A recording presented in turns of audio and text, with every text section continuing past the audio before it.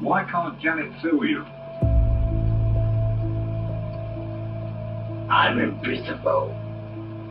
You're invisible? Why are you invisible? I'm a chief hangs out.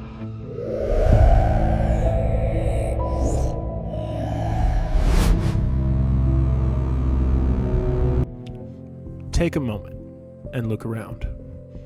No, I mean really look. The walls, the floor beneath your feet, the quiet spaces in between sounds. Because we live our lives believing these things are still safe, predictable, but what if, just for a second, they weren't?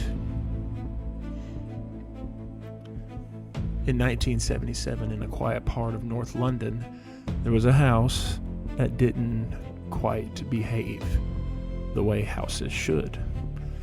It wasn't abandoned, not very old, not some crumbling ruin, just a normal home.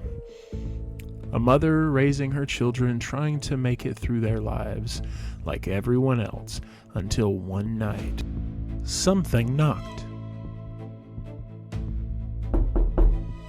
Soft at first, so soft you almost convinced yourself you imagined it. But it came again, and again, and again.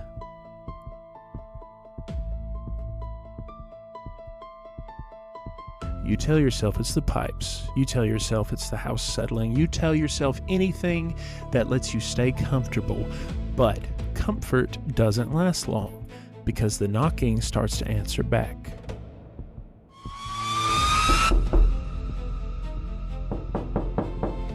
Like something is listening, and then furniture moves.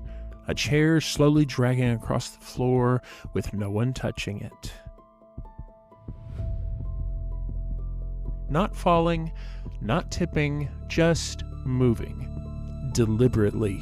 And the moment everything changes, because now you don't feel uneasy. Now you know something is wrong. The children hear it next. The whispers.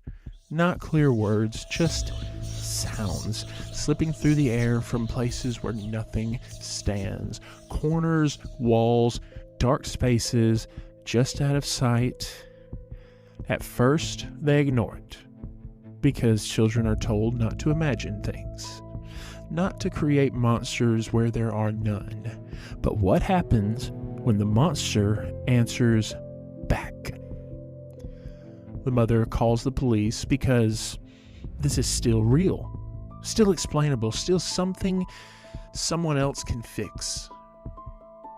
But when the officers arrive, they don't find a prank.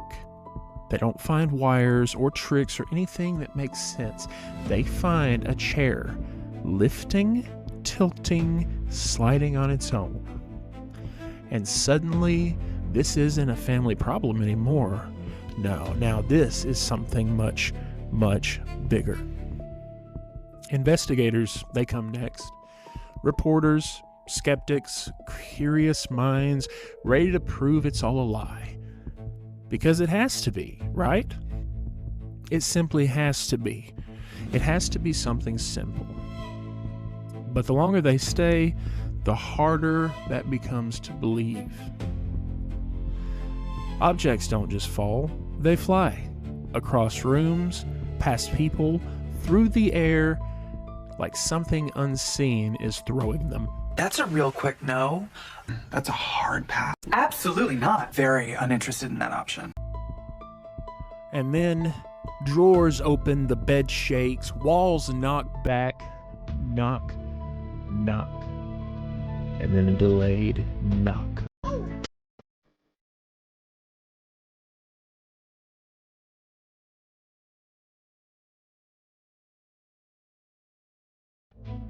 And then comes the voice. Not from the walls and not from the house. No. This is the voice from her. A young girl, sitting still, barely moving, but when she speaks, it isn't her voice. It's deeper, rougher, older. It claims to be someone else, someone who is no longer alive. And people hear it. Not just the family and not just believers, outsiders, witnesses, strangers. People who just walked in laughing and then walked out silent. Some say it was fake, a trick, a performance. Let's be real, this is the kind of thing that we don't want to believe in. But that explanation doesn't explain everything, because the activity continues even when she wasn't there, even when she's asleep, even when the room is empty. The house changes. Not physically, but something about it feels different. Something heavier. Like the air itself is watching you. And then it starts to get violent.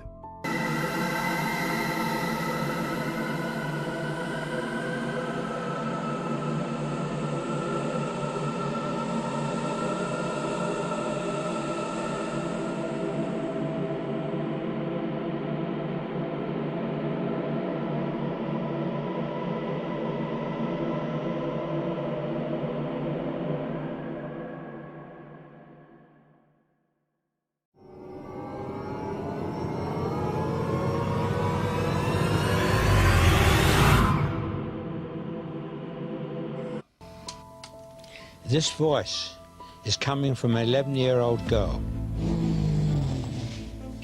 Well, perhaps, Guy, perhaps you've got something to say to them. Yeah.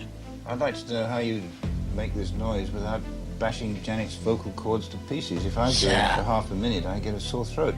There's chases here. These teenage sisters believe they're haunted by a poltergeist. I was going to ask the same question as I asked earlier. How many voices are there? 600. 600 the voices. I know the joke. How many really are there, Margaret? I think so far we've had 10 Three. sensible voices, but the rest of the names are absolute rubbish. She's lifted, not gently, not slowly. She is lifted and thrown across the room. And people see it. Not once, not twice. Enough times to make doubt feel smaller. Because what do you do when your explanation doesn't work anymore? When reality doesn't behave the way it should? The disturbances go on for months, then years, not constant, not predictable, but always there, waiting, watching. And then one day it stops. No final moment, no explanation, no clear ending, just silence. The house becomes still again. The walls stop knocking. The voices disappear. The air feels normal, but normal at this point doesn't feel the same after something like that, now does it? Because once you've seen it, you've heard it, and you have felt it, you don't go back.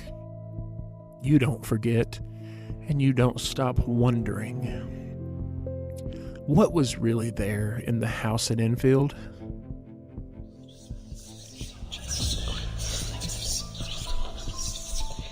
And more importantly, where it went when it left.